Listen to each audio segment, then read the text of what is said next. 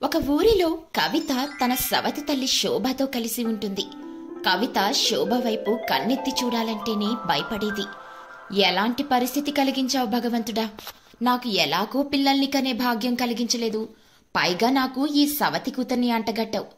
ఈ విషయాలన్నింటినీ కవిత అర్థం చేసుకుంటుంది. ఎందుకంటే కవిత ఇప్పుడు చిన్నపిల్ల కాదు, తను పెద్దదైపోతుంది. చిన్నప్పటి నుండి ఇప్పటి వరకు ఆమె శోభతో తిట్లు తినుకుంటూ పెరిగింది. ఆమెకు తెలుసు, ఒక్కరోజు కూడా తన సవతి తల్లి తనను తిట్టకుండా ఉండదని. కవిత వాళ్ళ నాన్న పేరు మహేష్. మహేష్ తన రెండవ భార్య అయిన కవిత దగ్గర ఉండేవాడు కాదు.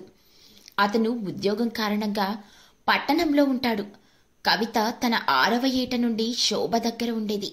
శోభ ఎప్పటికీ తల్లి కాలేదు. ఈ కారణంగా ఆమె విచారంగా ఉండేది. ఆ సమయంలో కవితను చూస్తే చాలు ఆమె కోపం ఇంకొంత రెట్టింపయ్యేది. కాని కవిత మాత్రం శోభను తన తల్లిగా భావించేది. ఆమె మనసులో కొంచెం కూడా చెడు భావన ఉండేది కాదు. కవితకు తన సవతి తల్లి ఎప్పటికైనా తనని బాగా చూసుకుంటుందని గట్టి నమ్మకం ఉండేది. కవిత, త్వరగా వెళ్ళు, వెళ్ళి బావిలో నీటిని తీసుకురా, తర్వాత అన్ని గిన్నెల్ని తోమాలి, సరేనా? బాగా శుభ్రంగా కడగాలి, అంతేకాదు ఒక్కటి కూడా పగిలిపోకూడదు. అందుకు కవిత, సరే అమ్మా, నేనిప్పుడే వెళ్తాను. అలా కవిత నీటి కోసం బావి దగ్గరికి వెళ్తుంది. అక్కడే తన స్నేహితురాలైన విమల కూడా ఉంటుంది. బాధగా ఉన్న కవితని చూసి విమల మాట్లాడుతూ, ఏం జరిగింది కవిత, అదోలా ఉన్నావెందుకు? ఏదైనా జరిగితే నాకు చెప్పు. అందుకు కవిత, అరే అదేం లేదు విమల, ఇంట్లో చాలా పని ఉంది, అందుకే తొందరగా వెళ్ళాలి. అందుకు విమల, అలాగా, అయితే వెళ్ళు, మళ్ళీ నీ సవతి తల్లి నీకు ఇంటి పనంతా అప్పగించినట్టుంది, అయినా అది నువ్వు రోజు చేసే పనే కదా. అందుకు కవిత, విమల, మా అమ్మ గురించి అలా మాట్లాడుకు, ఆమె ఎలా ఉన్నా సరే నేను భరిస్తాను. అందుకు విమల, సరే మంచిది, నేనంటున్నానని తప్పుగా అనుకోకు, ఆమె నిన్ను బాగా హింసిస్తుంది కదా, అయినా కూడా నువ్వు ఆమె మాటలే వింటావెందుకు? అందుకు కవిత, ఏం చేయను మరి, నాకు కూడా కష్టంగానే ఉంటుంది, కానీ నాన్నగారు చిన్నప్పుడే చెప్పారు, ఇక నుండి ఆమె నా తల్లి అని, అందుకే నేను ఆమెను గౌరవిస్తాను. అందుకు కవిత తొందరగా నీటిని నింపుకొని ఇంటికి వస్తుంది. ఎక్కడికెళ్ళావే ఇంతసేపు, త్వరగా చెప్పు. అమ్మా, బావి దగ్గర చాలా జనం ఉన్నారు, అందరూ తీసుకుని వెళ్లేసరికి ఆలస్యమయ్యింది, అందులోనూ విమల కూడా అక్కడే ఉంది, తను మాట్లాడుతూ ఉండిపోయింది, నన్ను క్షమించమ్మా. సర్లే వెళ్ళు, అక్కడ ఉన్న అంట్లన్నీ శుభ్రంగా కడుగు. ఇక కవిత తన పనిలో ఉంటుంది. ఊరు వారందరూ శోభని కొంచెం కూడా మానవత్వం లేదని తిట్టుకుంటూ ఉంటారు. వారికి తెలుసు ఆమె కవితను ఎంతలా బాధ పెడుతుందో. ఒకరోజు శోభ ఇంటికి అదే ఊరికి చెందిన మధు అనే మహిళ వస్తుంది. ఆ సమయంలో కవిత వంటగదిలో వంట చేస్తూ ఉంటుంది. అరే మధు, నువ్వా? చాలా రోజులయ్యింది నిన్ను చూసి. హా అవును శోభ, ఏం చెప్పను, ఇటు రావడమే కుదరట్లేదు, అందుకే నిన్ను కలవట్లేదు. ఇప్పుడు కొంచెం పని ఉంది, అందుకే ఇటు వచ్చాను. అందుకే నిన్ను కూడా ఒకసారి కలిసి వెళ్దామని కూడా వచ్చాను. హా, చాలా మంచిది. ఇంతకీ పనేంటి? శోభ, మీ ఇంటికి దగ్గరలోనే ఎవరో పని మనిషి దొరుకుతుందని చెప్పారు, ఆమెను కలవడానికి వచ్చాను. తొందరలో మా ఇంటికి చాలా మంది బంధువులు వస్తున్నారు, కొన్ని నెలల వరకు ఉంటారు. నా ఒక్కదాని వల్లే అన్ని పనులు కావు కదా, అందుకే ఎవరైనా పని చేసేవారు దొరికితే బావుంటుంది. ఇంతలో కవిత మధు కోసం టీ తీసుకొస్తుంది. తీసుకోండి అత్తయ్య, టీ తాగండి. అది చూసిన మధు, చాలా చాలా సంతోషం తల్లి. అలా కవిత టీ ఇచ్చి వెళ్ళిపోయాక మధు కవిత గురించి చాలా మంచి మాటలు శోభతో మాట్లాడుతుంది.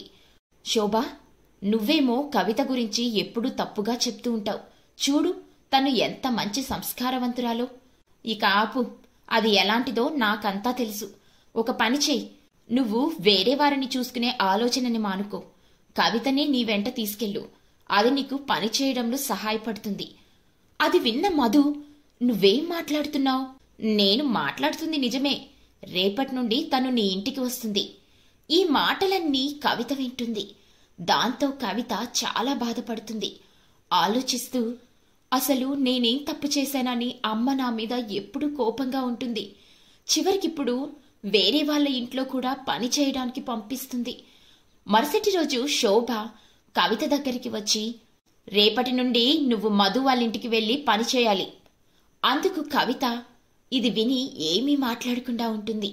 కవిత ఇంటి పని పూర్తి చేసి మధు వాళ్ళింటికి వెళ్తుంది. శోభకు కొంచెం కూడా కనికరం ఉండదు. కవిత రోజంతా పనిచేసి అలసిపోతుంది. అయినా కాని శోభకు కవితపై కొంచెం కూడా దయ కలగదు. ఆమె కవిత బాధ పట్ల కొంచెం కూడా విచారంగా ఉండదు. ఒకరోజు కవిత శోభ దగ్గరికి వస్తుంది. అమ్మా, నాన్నగారు ఇక్కడికి ఎందుకని రావడం లేదు? చాలా రోజులైంది కదా, ఇంకా రాలేదేంటి? అందుకు శోభ బాగా కోపంతో, నీకెందుకు ఈ విషయాలన్నీ, నువ్వెళ్ళి నీ పని చూసుకో. మహేష్ కొన్ని సంవత్సరాలుగా పట్టణంలోనే ఉంటాడు. ఎప్పుడైనా అవకాశం దొరికినప్పుడు అతను తన గ్రామానికి వచ్చి కవితను ఇంకా శోభను కలిసి వెళ్లేవాడు. శోభ కవితను కొంచెం కూడా ఇష్టపడదని మహేష్కి తెలుసు. కాని అతను కవితకు కనీసం ఒక తోడైనా దొరికిందని ఏమీ అనకుండా మౌనంగా ఉంటాడు. మహేష్కు కొన్ని నెలల వరకు సెలవులు వస్తాయి. అందుకని అతను తన గ్రామానికి వస్తాడు. మహేష్ ఉదయాన్నే సూర్యరశ్మి కోసం కూర్చుంటాడు. అప్పుడు శోభ అరుపులు వినిపిస్తాయి. అందుకు మహేష్, ఏం జరిగింది? ఎందుకలా అరుస్తున్నావు? నువ్వు నా మీద అరుస్తావేంటి? దీనికి చెప్పు. దీనికి కొంచెం కూడా పని చేయడం రాదు. తిని అలా పడుకుంటుంది. నేనిక దీన్ని ఇంట్లో ఉంచుకోను. నువ్వేం మాట్లాడుతున్నావు? ఈ ఇంట్లో ఉండే హక్కు నీకెంతుందో కవితకు కూడా అంతే ఉంది. తను ఎక్కడికి వెళ్ళదు. మీరు దీనికి పెళ్లి చేయండి, అప్పుడైనా వెళ్తుందిగా. నాకు ప్రశాంతంగా ఉంటుంది. ఇది విని కవిత చాలా బాధపడి ఏడుస్తుంది. అందుకు మహేష్, కవిత, నువ్వెందుకని ఏడుస్తున్నావు? నువ్వెక్కడికి వెళ్లేది లేదు. నేనింత త్వరగా నీ పెళ్లి చేయను. మీ అమ్మ మాటలు పట్టించుకోకు. అలాగే వాగుతూ ఉంటుంది. భగవంతుడు నాకీ దరిద్రాన్ని ఎందుకు తగిలించాడో ఏంటో. నువ్వెక్కడికైనా వెళ్తే తప్ప ఈ ఇంటికి శాంతి లభించదు. అది విన్న కవిత తన తల్లి మాటలకు బాగా ఏడుస్తుంది. అమ్మ నిజమే మాట్లాడింది. నేను ఇంటి నుండి వెళ్తే అమ్మకు శాంతంగా ఉంటుంది. నాన్నకు కూడా నా వల్ల బాధ తప్పుతుంది. రేపే నేను ఇంటి నుండి బయటికి వెళ్ళాలి. అప్పుడు శోభ బంధువుల ఇంట్లో పెళ్లి జరగబోతుంది.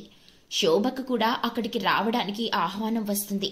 దాంతో కవిత ఆలోచిస్తూ, ఇదే సరైన సమయం. అమ్మ ఇంట్లో లేనప్పుడే నేను కూడా అమ్మతో పాటే వెళ్లిపోవాలి.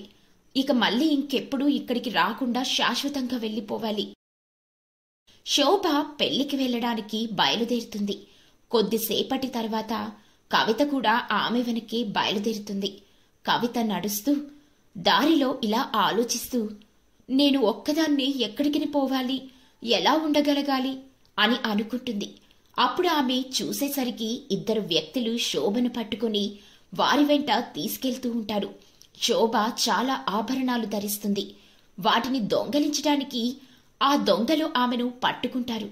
కవిత ఇది చూసి చాలా భయపడుతుంది. ఇప్పుడు నేనేం చేయాలి? ఎలా అమ్మను వారి నుండి కాపాడాలి అని కవిత ఆ దొంగల వెనక్కి వెళ్తుంది. ఆ దొంగలు శోభ దగ్గర నుండి బంగారు ఆభరణాలు అన్నింటినీ తీసుకుంటారు. విడిచిపెట్టండి నన్ను! మీరేం చేస్తున్నారు? నా బంగారాన్ని నాకివ్వండి! ఏయ్, షరవకు, లేదంటే నిన్ను చంపేస్తాను. అప్పుడు కవిత ఆ దొంగల దగ్గరికి వెళ్ళి, విడిచిపెట్టండి మా అమ్మను, లేదంటే నేనేం చేస్తానో నాకే తెలియదు. అందులో ఒక దొంగ, అరే చూడు, ఎవరో వచ్చారు. మనం వీరిద్దరినీ చంపాలి, లేదంటే వీళ్ళు పోలీస్ దగ్గరికి వెళ్ళి మన బండారం గురించి చెప్పేస్తారు. అందులో రెండవ దొంగ, అవునురా, వీళ్ళని చంపాల్సిందే. కవిత, నువ్విక్కడికి ఎలా వచ్చావు? నువ్వేం చేస్తున్నావు? అమ్మా, అదంతా మాట్లాడడానికి ఇప్పుడు సమయం లేదు. ఆ ఇద్దరు దొంగలు కత్తులు తీస్తారు. వారు శోభ ముందుకి వస్తుంటారు. అప్పుడు కవిత, అయ్యో ఆగండి, మా అమ్మను చంపొద్దు. ఆమె బదులు నన్ను చంపండి. నేను మా అమ్మను నా ముందు చంపడాన్ని నేను చూడలేను. అందుకే మీరు ముందు నన్ను చంపండి. ఇది విని శోభ కళ్ళల్లో నీళ్లు వస్తాయి. ఆమె తను చేసిన తప్పును తెలుసుకుంటుంది. ఆమె ఆలోచిస్తూ, కవిత నా గురించి ఎంతో బాగా ఆలోచిస్తుంది. నేనే ఆమెను తప్పుగా అర్థం చేసుకున్నా. ఇంతలో పోలీస్ జీప్ అటువైపుగా వస్తుంది. ఇద్దరు దొంగలు జీప్ను చూసి భయపడి వెంటనే అక్కడి నుండి పారిపోతారు. పోలీసులు వారిని పట్టుకుంటారు. శోభ ఇంకా కవిత ఆనందంగా ఇంటికి వస్తారు. శోభ జరిగిన విషయమంతా మహేష్కు చెప్తుంది. మహేష్ ఇద్దరు సురక్షితంగా వచ్చినందుకు సంతోషపడతాడు. కవిత, నువ్వు అక్కడికి ఎలా వచ్చావు? అందుకు కవిత జరిగిన విషయమంతా శోభకు చెప్తుంది. ఏంటి, నువ్వు ఇల్లు విడిచిపెట్టి వెళ్దామనుకున్నావా? నన్ను క్షమించు తల్లి, నేను నిన్ను తప్పుగా అర్థం చేసుకున్నా. ఇక నుండి నువ్వు నా సొంత కూతురివి. ఇక శోభ కవితను ఎంతో ప్రేమగా చూసుకుంటుంది. ఇద్దరూ ఎంతో ఆనందంగా ఉంటారు.